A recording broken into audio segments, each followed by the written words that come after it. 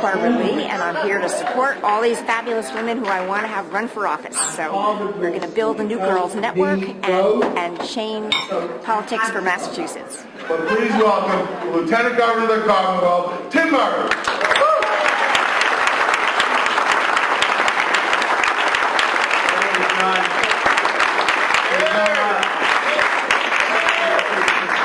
Constitutional crisis in the Commonwealth, so don't worry. And until yesterday, I was watching the convention proceedings on TV, and you want to know how good Massachusetts looks? You guys are rock stars. You look great. They're all doing the interviews, the Massachusetts delegates doing interviews, talking about the president and what he's meant and comparing him to another guy we know. You're doing a great job. And certainly, we've been blessed to see Governor Patrick and Elizabeth Warren. Haven't they been fabulous? Last night, former President Bill Clinton nominated Barack Obama to carry our flag in November. So this morning, what I wanted to do was share with you a couple of stories about President Clinton's visits to Worcester as president. Because I believe that in these stories, you'll see a clear contrast between the type of presidential leadership that people have a choice to make in this election between Barack Obama and Mitt Romney. Let me take you back to December 3rd, 1999. It's one of those dates that most of us will never forget. In a burst of flames that night, 6 firefighters were lost, families were shattered, and a heart-wrenching pain rippled through our community and then the state. Of course, I'm talking about the Worcester Cold Storage and Warehouse fire that claimed the lives of Paul Brotherton, Tim Jackson, Jeremiah Lucy, Jay Lyons, Joe McGuirk, and Tom Spencer. It started as just another fire call, but very soon the fire raged out of control, and a fearsome glow radiated above the city. And as that happened, news began to spread across the country that there were 6 firefighters missing in a burning building while searching for a homeless couple that was reported to be in the building. By that morning of December 4th, the story had gripped the nation. And then for days it seemed to never end. The nation watched coverage on TV, and many of us in Worcester went to the site and watched in person as those firefighters who survived that inferno worked to the brink of exhaustion to bring their brothers home. President Clinton understood instinctively what that tragedy had done to our community and to our Commonwealth. So the President came to Worcester because he wanted to help. He met privately with the families and with the children who had lost their fathers. He spoke from his heart, and he touched our hearts. I was serving my first term on the Worcester City Council at the time, and I'll never forget his empathy and his understanding of how the loss affected our community. He knew how important it was for him, the President of the United States, to respond. Now fast forward 4 years later, I was honored to serve as the mayor of Worcester. And the city fittingly had decided to build a living memorial to the 6 firefighters in the form of a new fire station on the site of the cold storage warehouse. The city had acquired the property, begun a fundraising program for the memorial, and approved a consolidation plan that would close 2 older fire stations in the downtown and move those companies into a new fire station. It seemed like the right thing to do. It would help the fire department protect our city more efficiently. It would mark the site as hallowed ground forever in the form of a living memorial. And it would continue our community's healing process. The city developed a $6 million plan to go forward, and the city came up with $4 million, but we needed $2 million to close the gap. Given what had happened on that site and its poignancy, Worcester made a request for assistance to our state leaders. A new fire station was eventually built on that site, but only after the Massachusetts legislature overrode Governor Romney's veto. Now, I don't think Mitt Romney's a bad person. I do believe that he's a dedicated family man. But for me, his decision to veto that fire station funding tells us everything we need to know about his approach to governing and the kind of America that he would seek as our president. For Mitt Romney, that fire station was just a data point, a number on a page. costs to be cut. That kind of detached, calculated decision-making may work fine in certain aspects of the corporate world, but that's not what it means to be elected leader of a Commonwealth or the United States of America. True leaders like Barack Obama and President Clinton see things differently. They take the time to learn. They take the time to listen. They take the time to understand and to rally people to work together for common purpose. As President Clinton said last night, shared opportunity and shared responsibility. You know, some people love to say that government needs to run like a business. And sure, there are many good business practices that can and should be applied to government operations. But that doesn't mean our government is the same as a business. In fact, the two things are fundamentally different. The preamble to our state constitution reminds us that we live in, and I quote, the social compact by which the whole people covenants with each citizen, and each citizen with the whole people, that all shall be governed. On December 3rd, 1999, we didn't hire a private company to respond and fight that fire. When the alarm rang, the Worcester Six didn't perform a cost-benefit analysis before deciding whether to respond or not. When duty called, they answered. In the face of deadly fire, they rushed in to protect people they did not know.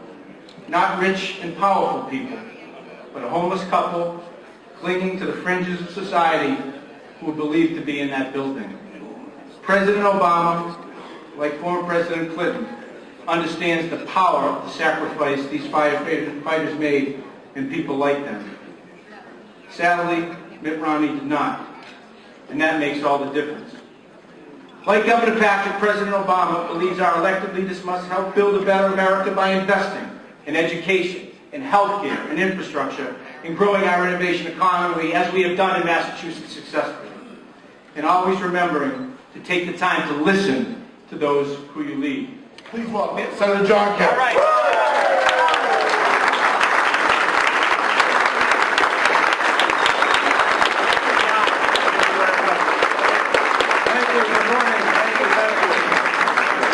I'm glad Barbara Lee said that even though he's not a woman, we can elect our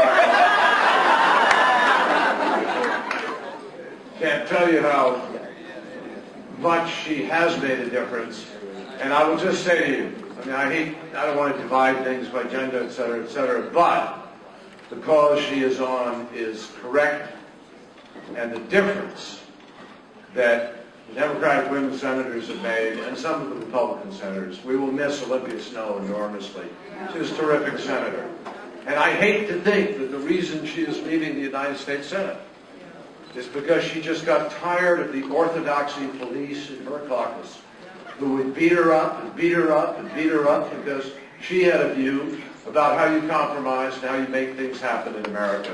We need to restore the ability to compromise. It is not a weakness, it is a strength, and it's how you create this country. Now, I just want to share a couple quick thoughts. I see John Keller, my friend from Massachusetts, here, and a few media folks are here to think about this. Pat Moynihan famously said that everybody is entitled to their own opinion, but they're not entitled to their own facts.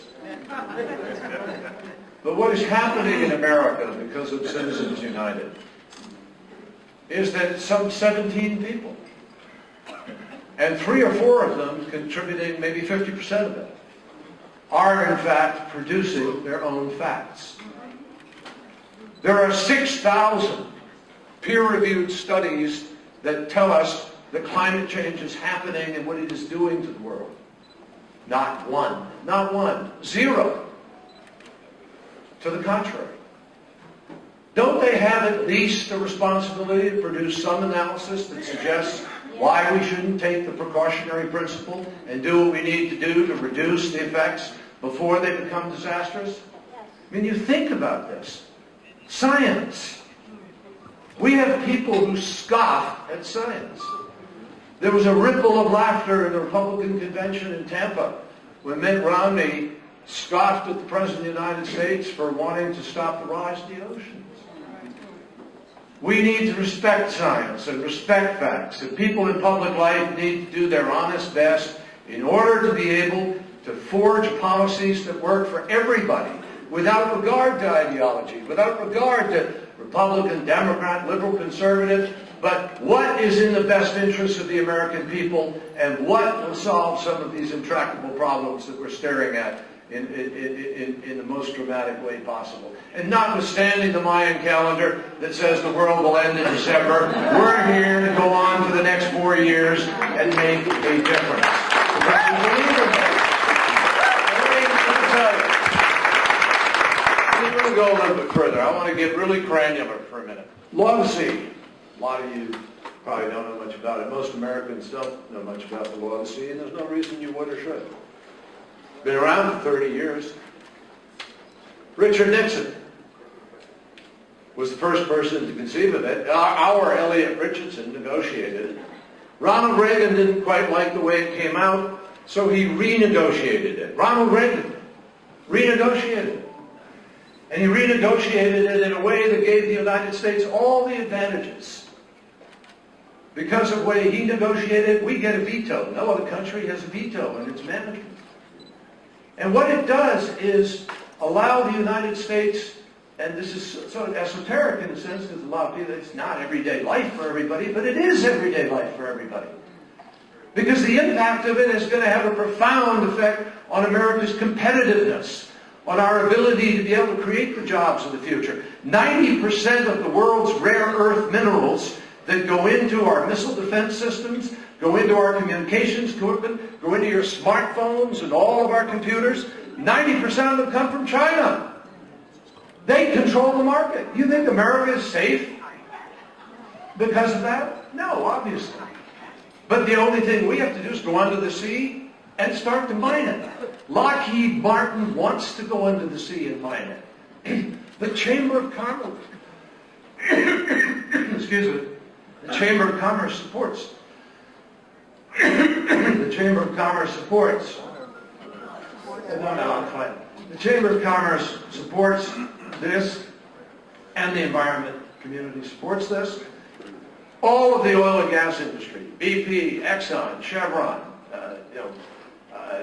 Shell Oil, every one of them want to get out there and explore. China and Russia are currently in the Arctic mapping because of the melting of the ice and the opening of the Arctic and the increased access.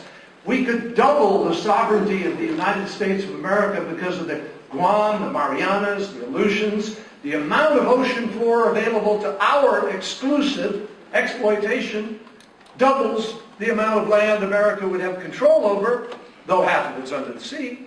But think of what that means economically, and guess what? Because of Jim DeMint, because of Jim Inhofe, because of an ideological rigidity that says, oh my God, this came from the United Nations, even though it has nothing to do with running it.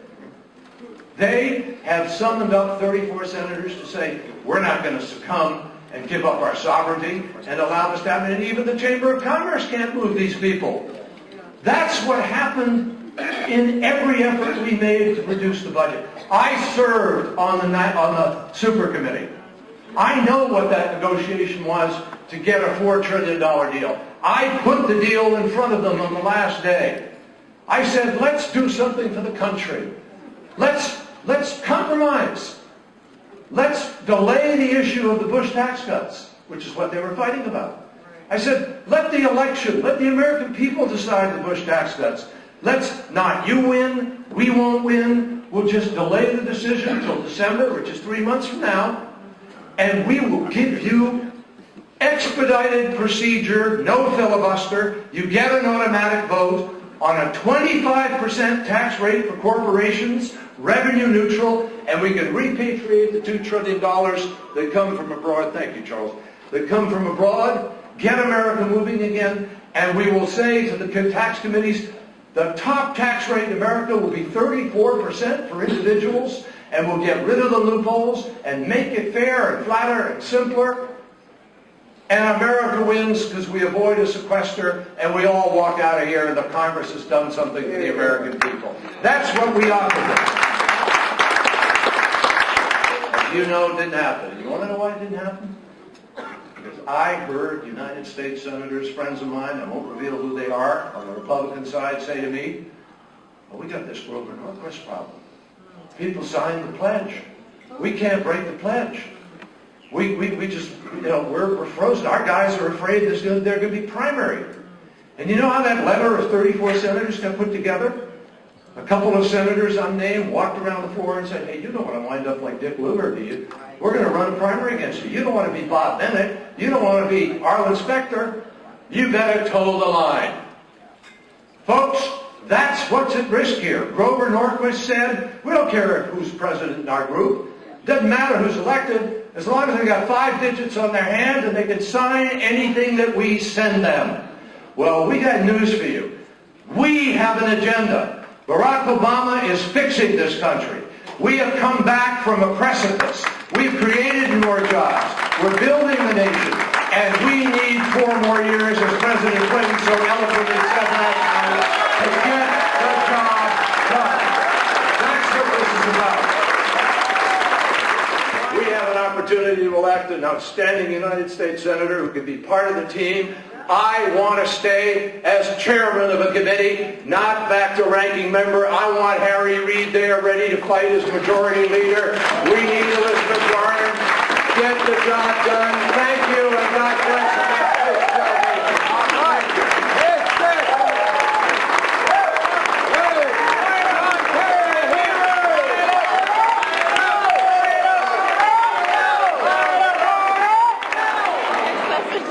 I'm happy, delighted, pleased to see all of you. You're so beautiful.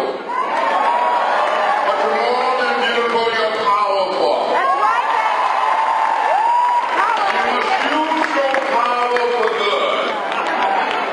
You know, I was just thinking. There was a woman, Told me. brave, courageous woman, by the name of Rosa Parks. This woman, this beautiful, charming woman, inspired me. I was only 15 years old, growing up in rural Alabama. But when I heard about Rosa Parks, I wanted to do something. I used to ask my mother over and over again when I saw those signs that said white men, colored men, white women, colored women, why? And she would say, that's the way it is. Don't get in the way, don't get in trouble. But Rosa Parks inspired me to get in trouble. For all these years I've been getting in trouble. It's not my time for Democratic women to get in trouble.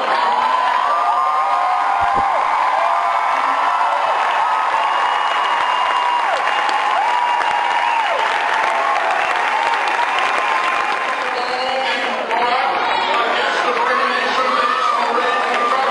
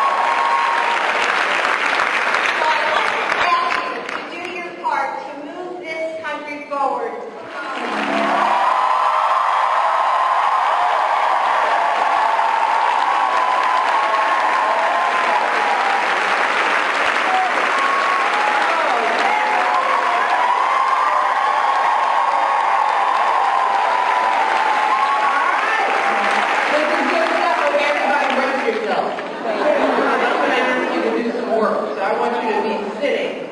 You all, for me and Jill, you all fire us up. You get us focused on what we need to do. So thank you all so much. And I want to thank Jill, because there is nothing second about this lady.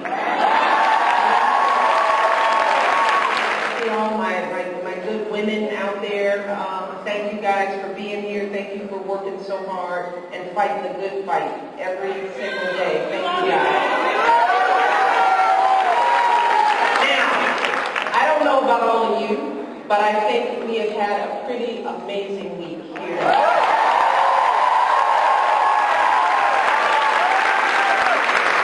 And from the energy and enthusiasm that we're seeing, again, not just in the caucuses, but on the streets, it's just palpable. It is so clear that folks are fired up. That's for sure. And I think President Clinton did that.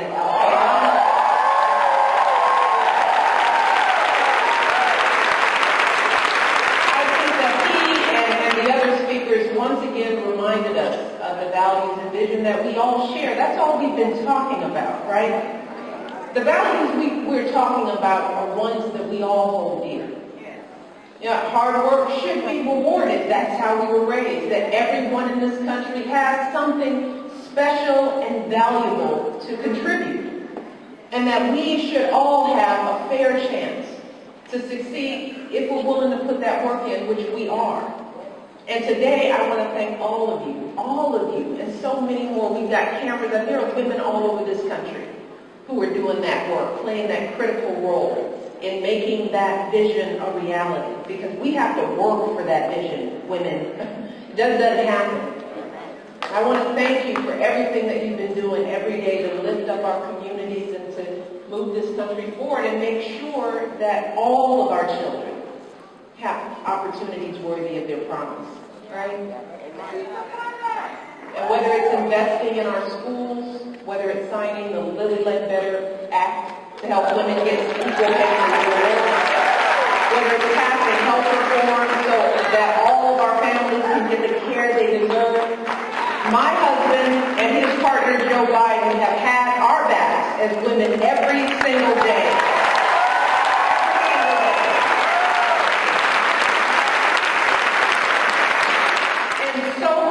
It's on the line. It's all at stake this November.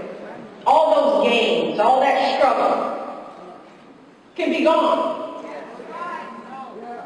And I know that you're here because you believe, like I believe, that my husband has been an extraordinary president.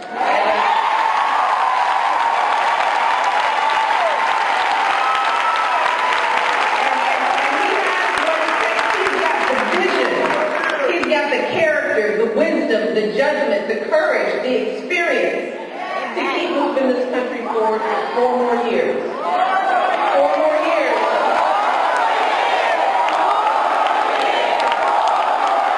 4 more years.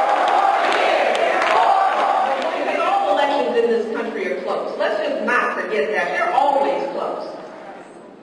But like the others, this one could come down to those last few thousand votes in a single battleground state.